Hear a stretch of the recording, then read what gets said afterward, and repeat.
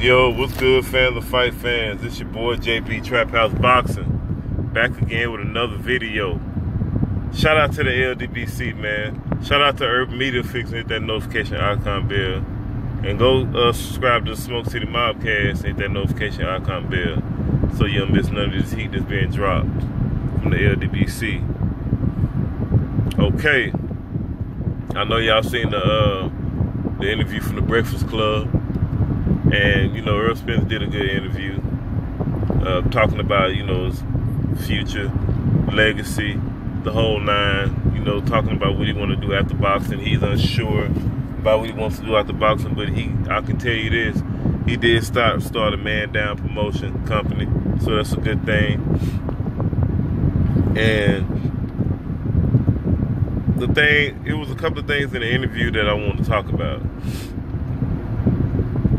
And one of the things I wanted to talk about was these ex-champions, you know, these ex-legendary fighters, you know, champions and all that, who hasn't been showing the current fighters, the modern day fighters, you know, support or love. You know, it's been a lack of that, a lack of support. And we've been saying this, a lot of other guys saying that, but it's bad when you got the fighters actually. Errol Spence and Deontay Wilder has been the only two that's actually really that I know of been actually coming out saying this that I can remember. You know, it's sad, man. It's really sad. You know, you got and this is to make it so worse. The worst part about it is that Errol Spence Jr., Bud Crawford, Keith Thurman, Danny Garcia, all these guys' names is attached to the greats: Hearn, Hagler, Duran, Leonard, Barkley, you know, all these guys. And he says that, you know, they was asked about, you know, what, so how did it not, you know, support y'all? How did it not show y'all love? You know, just like when they see him, you know, they just be like, hey, man, what's up? And that's it. You know, they don't embrace him, don't give him no tips, no pointers, no nothing. It's just, okay, yeah. I don't understand that, man. I really don't get that. You know, it sucks. Because you see these guys over in the UK, they get embraced by their old ex-champs. You got guys like Nigel Benn and all those guys. They you know, Bruno, Frank Bruno and all these guys, man. They embrace their fighters. They got love for their fighters. They give them tips, pointers. They for each other, you know. Even they might not be on the same team, but when it comes down to, you know, them coming together against America or something like that, they stick together. And that's the thing about America, you know, over here in America, man, we don't got no unity over here, man. No loyalty. And, you know, it's sad. But, hey, man, it is what it is. So it's bad when Errol Spence confirmed that. But another thing I want to talk about that kind of froze me a little bit, it shocked me because I don't know if I remember hearing saying this, but I definitely been hearing Shawn Porter say that he didn't want to fight Errol Spence, and Errol Spence was on his to-do list. But on the flip side, Errol Spence said that, now this is what he said, and I don't want nobody attacking me in my video, making no responses, and leaving no bullshit in the comments, because this is what he said, and I'm just wondering why he said it. And I'm gonna say this one more time, because if you come at me wrong, I'm finna get real disrespectful. He said that he don't. He said that he'd rather fight Danny Garcia. This is what he said out of his own mouth than to fight Shawn Porter, and I didn't really understand why. I mean, the only two assumptions I could come up with is that maybe it's a Shawn Porter style, but you really use that excuse. I mean, because I mean, at the end of the day, Errol Spence is a champion, so I'm pretty sure he will fight Shawn Porter. He said he would rather. But I wonder what that rather was indicating. Was it indicating that I don't know. I don't even want to say what it was indicating. I just want to know why he said that. You know, and we'll never know why, because Charlemagne them, you know, they follow. See, this is what I don't understand. These interviewers and stuff, they're interview people, but sometimes when it's time for them to follow up with the right follow-up questions, they don't. And they didn't follow up with why. You know, they're supposed to follow up with why you didn't want, why would you rather fight Danny Garcia than Shawn Porter? We didn't get no follow-up. We didn't get no follow-up question. I thought that was a horrible job of that part of the interview. You know, I believe when somebody leave an open statement out there like that, or just say something like, you know, they'd rather fight this person than that person, you need to, your follow-up question should automatically, unconsciously be why. You understand what I'm saying?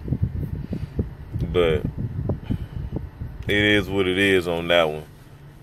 But maybe, you know, maybe Errol Spence does have a certain level of love for Shawn Porter. I don't know. I really don't know why he said that. You know, I really don't know. Like I said, the follow-up question left all that up in the air. So, other than that, though, man, it was a good interview. He was talking about the Charlos, man, and he said that, no, they was talking about social media, and they was like, do you get bothered by social media? Does it distraction? And he was like, no, not really, because, you know, he listened to some of it and some of it he don't. You know, he just tuned it out. He weed out the real from the fake, basically. You know, if it ain't real, he don't pay no attention. He's like, whatever. But if it's real, he'll listen to it and be like, yeah, well, I agree with it. And that's a good open-minded person, man. I like that. I like that. Good open-minded person, man. But he said the reason... He said people want to know why the Charlos so angry. Errol said because they listen to every single thing people say about them, read and write about them. He said they listen to everything, and when they do win after the fights and all that, people want to know why they be blowing up like that, because they be steamed up from all the media and stuff like that. And I said bad stuff about them. But hey, man, whatever floats your boat. If that gets your fuel going, that's cool. You know, whatever floats your boat. But other than that, though, man, I enjoyed the interview with Errol Spence. You know, they talked about Bud Crawford, of course, and he said he appreciated that Charlemagne looked him in the eye and told him that Errol Spence would beat him. You know, and you know, he big upped him pretty much. So, other than that, though, man, there wasn't really too much, you know, in the interview. Besides, you know, he talking about Al Heyman securing his finances forever, and that's what I was saying that I said this on numerous occasions about. I said to you guys about this. The reason why Eddie Hearn gonna have trouble getting the type of guys he wants, because he's not financially securing these guys. He's not getting them.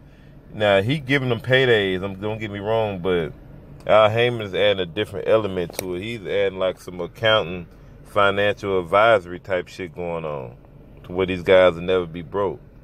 All they got to do is just listen to him and follow up with his plan. Whatever his plan is he got lined up for these guys, all they got to do is just stick to the script, and they'll never go broke. Eddie Hearn ain't doing that. Him and DAZN ain't doing that. So that's the big difference. You know. But and another thing I ain't understand, Charlemagne just reading off shit talking about he thought Errol Spence was supposed to be fighting Amir Khan, and he got all this shit mixed up. Motherfucker, you mean, and then he said Jesse Vargas, yeah. He's supposed to be fighting Jesse Vargas, or it's not supposed to. It's in the talks, and Bud's supposed to be fighting Amir Khan. He getting all this shit all twisted up and all that old weird stuff, man. These cats don't be knowing. They just be coming on these shows, and they be acting like they're real boxing fans and shit, but they don't really be real boxing fans. You You know, they know some shit. They don't be knowing that, man. They don't ask the right questions. But other than that, though, man, that was pretty much all to the video, the interview. Like I said, those are two things that really, really puzzled me in the interview I want to talk about. But y'all let me know what y'all think. Leave your thoughts and comments at the end of the comments. And I'm going to be looking forward, like he said, we're going to be looking forward to seeing more venues take place in Jerry's world. So, y'all let me know what y'all think, man. Like, share the video, subscribe always. It's your boy JB Trap House Boxing. What you waiting on?